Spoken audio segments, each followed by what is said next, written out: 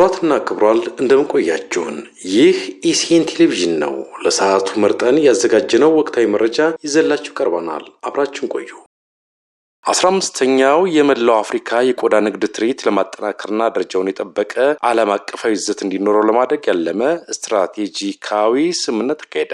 የኢትዮጵያ ቆዳ ኢንዱስትሪዎች ማህበር ከጀርመን ኩባንያ ጋር የስምምነት የፊርማ ስነ ስርዓቱን አከናውኗል። የኢትዮጵያ ቆዳ ኢንዱስትሪዎች ማህበር መቀመጫውን ጀርመን ካደረገው ትሬድ ኤንድ ፌር ኮንሰልቲንግ ኩባንያ ጋር የ5 ዓመት ስልታዊ የትብብር ስምምነት የካቲት 11 ቀን 2018 ዓ.ም በስካይላይት ሆቴል ተፈራርመዋል። ስምምነቱ 15ኛውን የመላው አፍሪካ የቆዳ ንግድ ትርኢት ለማጠናከርና ደረጃውን የጠበቀ ዓለም አቀፋዊ ይዘት እንዲኖረው ለማድረግ ያለመ ነው ተብሏል። ይህ አጋርነት የመላው አፍሪካ የቆዳ ንግድ ትርኢትን በአህጉራዊና በዓለም አቀፋዊ ደረጃ ቀዳሚ የንግድ መድረክ ለማድረግ ያለመ ነው ተብሏል። ስምምነቱ ማህበሩ የንግድ ምልክቱና የባለቤትነት መብቱን እንደጠበቀ፣ የጀርመን ኩባንያ ደግሞ የትርኢቱን ሙያዊ ዝግጅትና የክንውን ኃላፊነት እንዲረከብ ያስችላል ተብሏል። የማህበሩ ፕሬዝዳንት አቶ ዘላለም መራዊ ስምምነቱ የገበያ ትስስር በመፍጠር ረገድ ብቁ የሆኑ ዓለም አቀፍ ገዢዎችን በመሳብ ለኢትዮጵያ ቆዳ አምራቾች የኤክስፖርት እድሎችን ያሰፋል ብለዋል። የአፍሪካ አህጉራዊ ነጻ የንግድ ቀጠና ስምምነትን መሰረት በማድረግ ኢትዮጵያ ካላት የእንስሳት ሀብት የላቀ ኢኮኖሚያዊ ጥቅም እንድታገኝ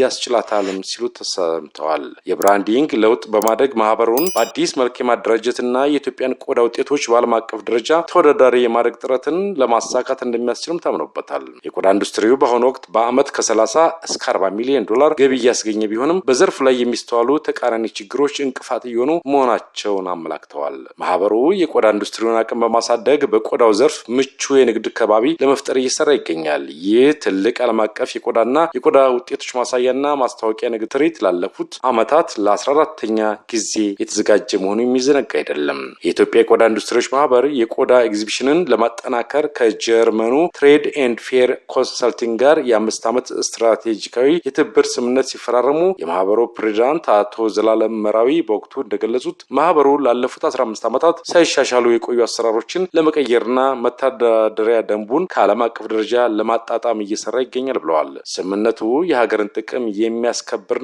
የዘርፉን ተወዳዳሪነት የሚያሳድግ መሆኑንም አብራርተዋል። ማህበሩ ኦል አፍሪካ ሌዘር ሾው የተሰኘውና በአፍሪካ ግዙፍ የሆነውን የቆዳ ኤግዚቢሽን በኢትዮጵያ ብቻ ሳይሆን በሌሎች አፍሪካ ሀገራትም እንዲዘጋጅ እየሰራ ሲሆን ይህም የኢትዮጵያን የቆዳ ምርቶች ለአህጉራዊ ገበያ ለማስተዋወቅ ትልቅ ፋይዳ አለው ሲሉ አብራርተዋል።